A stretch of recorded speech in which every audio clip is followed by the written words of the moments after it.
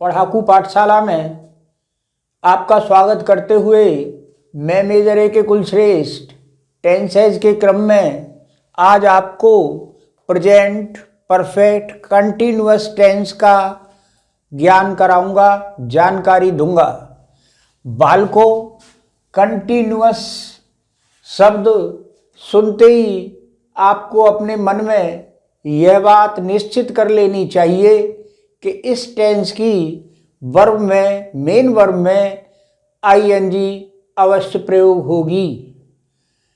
Present perfect continuous के वाक्यों की पहचान करने का बड़ा सरल, बड़ा आसान तरीका है।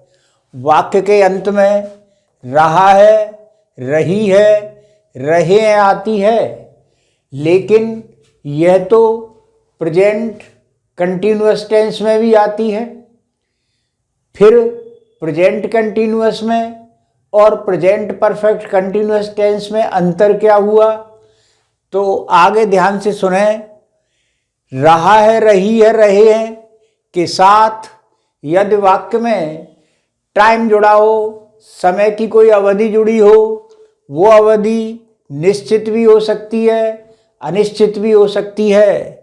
अर्थात ऐसे प्रेजेंट परफेक्ट कंटिन्यूअस के वाक्यों में कार्य के प्रारंभ होने का समय अवश्य दिया हुआ होता है। जैसे हम इस नगर में 10 साल से रह रहे हैं, हमारे रहने का जो समय है प्रारंभ होने का वो 10 साल से है, तो ये 10 साल इस समय अवधि के कारण यह टेंस प्रेजेंट परफेक्ट कंटिन्यूअस हुआ। वह सोमवार से ज्वर से पीड़ित है, उसके ज्वर आने का प्रारंभ सोमवार से हुआ है। तुम मुझसे 2 वर्षों से बात नहीं कर रहे हो, बात न करने का समय 2 वर्षों से है। तो प्रेजेंट परफेक्ट कंटिन्यूअस और प्रेजेंट कंटिन्यूअस इन दोनों टेंसों में यह अंतर होता है कि प्रेजेंट कंटिन्यूअस टेंस के वाक्यों में समय की अवधि नहीं होती। जैसे वह खेल रहा है, ही इज प्लेइंग, वह 2 घंटे से खेल रहा है तो he has been playing for 2 hours. Tense बदल जाएगा, प्रेजेंट परफेक्ट कंटिन्यूअस टेंस हो जाएगा। बालक यहाँ अक्सर गलती करते हैं। इस टेंस को आपको अच्छी तरह से याद हो जाए, इसलिए मैं एक बात यहाँ बताना अवश्य चाहूँगा। जब भी मैं किसी परिचित के घर जाता हूँ और परिचित लोग मुझसे अपने बच्चों का जरा टेस्ट लेने के लिए कहते हैं, तो मैं उनसे सिर्फ दो ही वाक्य पूछता हूँ। पहला, बताओ बच्चों, बताओ बेटे, वह खेल रहा है कि ट्रांसलेशन क्या होगी? तो वो बड़ी जल्दी से तुरंत बता देते हैं, ही इज प्लेइंग। लेकिन जब मैं उनसे ये पूछता हूँ वह 2 घंटे से खेल रहा है, तो वो मात खा जाते हैं, चकरा जाते हैं। वो उत्तर देते हैं, he is playing for 2 hours. और फिर वो बच्चे मेरे को पसंद भी नहीं करते, क्योंकि वो गलत अनुवाद कर देते हैं। यह घटना मैंने इसीलिए सुनाई है कि आप भी दोनों प्रकार के present continuous, present perfect continuous के टेंसों में अंतर समझ गए होंगे कि प्रेजेंट कंटिन्यूअस टेंस में समय की अवधि नहीं होती कार्य प्रारंभ होने की, जबकि प्रेजेंट परफेक्ट कंटिन्यूअस के वाक्यों में कार्य के प्रारंभ होने की अवधि अवश्य व्यक्त की जाती है। इनके अनुवाद करने के लिए स्ट्रक्चर बड़ी हमारे पास सिंपल सी है। सबसे पहले सब्जेक्ट लाइए, उसके तुरंत बाद हैज बीन अथवा हैव बीन। हैज बीन कहाँ प्रयोग होगा, हैव बीन कब प्रयोग होगा, इसका निर्धारण सब्जेक्ट करेगा। If the subject is singular apply has been. If the subject is plural, apply have been. इसके तुरंत बाद मेन वर्ब की फर्स्ट फॉर्म में ing लगाएंगे, सब्जेक्ट, उसके बाद हैज बीन अथवा हैव बीन सब्जेक्ट के अनुसार, प्लस वर्ब की फर्स्ट फॉर्म में ing, प्लस समय अवधि जो दी हुई है उसे सिंस या फॉर के साथ जोड़ के लगाया जाएगा।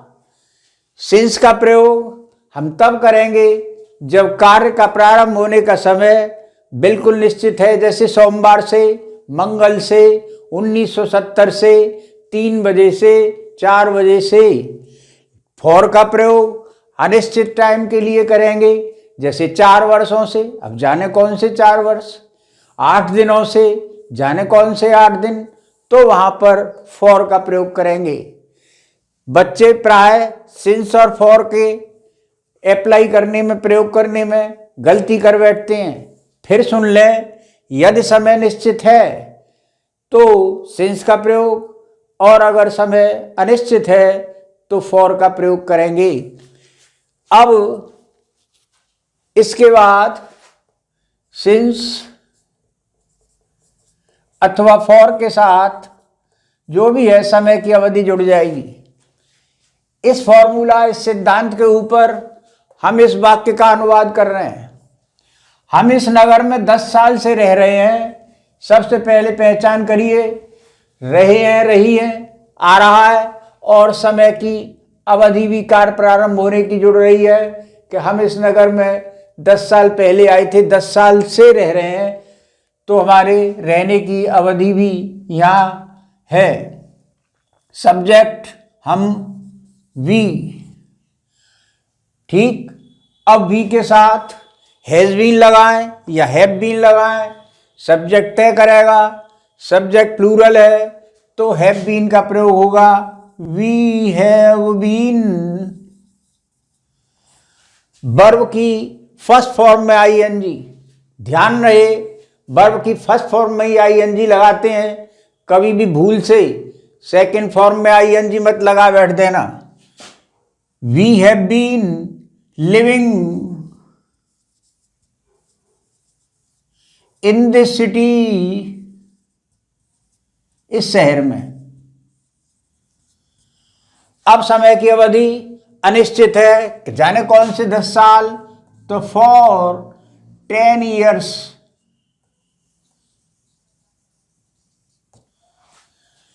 इसी प्रकार दूसरा वाक्य देखें, वह सोमवार से ज्वर से पीड़ित है, यानी उसे सोमवार से बुखार आ रहा है को मैंने जरा दूसरी हिंदी में छुपा दिया है।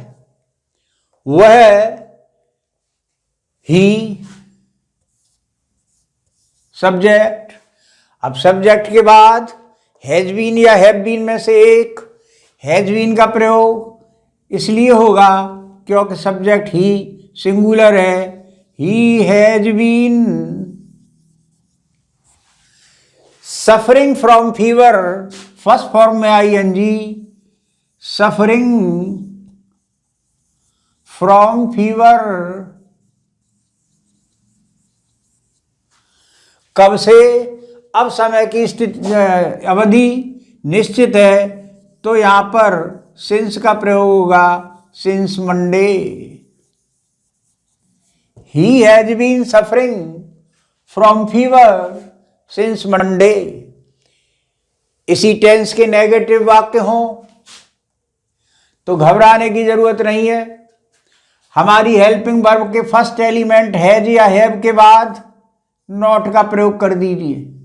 बीन के पहले, हैज और हैव के बाद।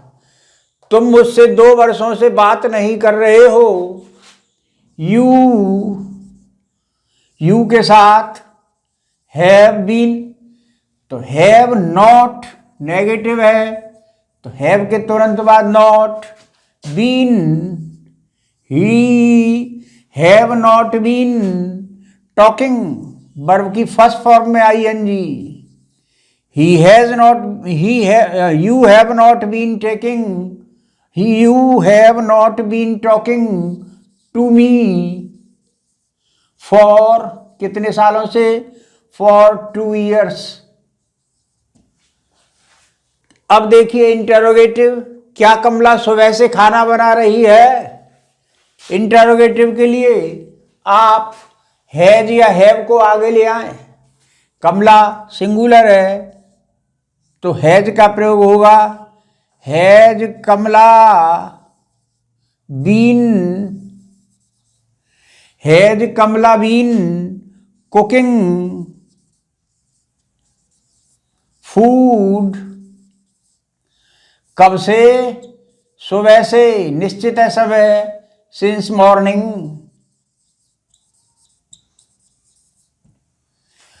अगर हमारा वाक्य अगर WH का होता बालको तो WH भी यहां हैज से पहले लगा देते।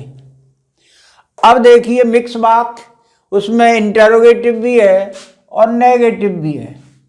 WH का है, WH आगे ले आए, वाई।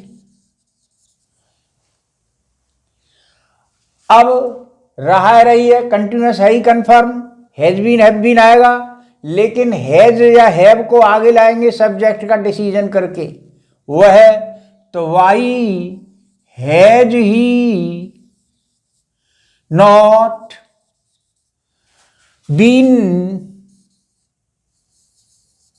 नॉट का स्थान देखिए हैज बीन के बीच में, इसीलिए हैज के फर्स्ट एलिमेंट के तुरंत बाद नेगेटिव एडवर्ब नॉट, तो why has he not been going, जा रहा है, गोइंग टू हिज विलेज।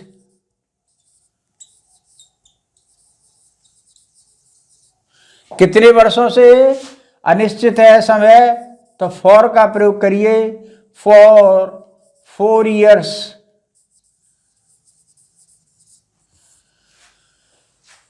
तो इस प्रकार प्रेजेंट परफेक्ट कंटिन्यूअस के वाक्यों का अनुवाद हमें करना चाहिए। मेन बात वो जो है, जो मैंने प्रारंभ में बताई थी, उसे मैं यहाँ पुनः रिपीट करना चाहूँगा कि प्रेजेंट कंटिन्यूअस और प्रेजेंट परफेक्ट कंटिन्यूअस के वाक्यों में कभी भी कंफ्यूजन मत करो।